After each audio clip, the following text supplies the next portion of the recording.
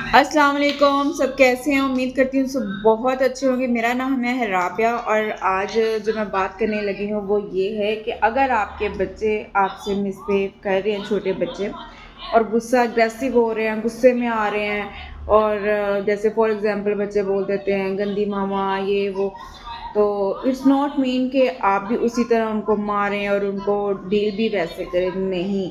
आप उन्हें उस वक़्त समझें, उनसे प्यार से डील करें, उन्हें प्यार से समझाने की कोशिश करें कि मैं तो आपकी मम्मा हूँ, आप अपनी मम्मा को गंदा कह रहे हो, देख लो फिर।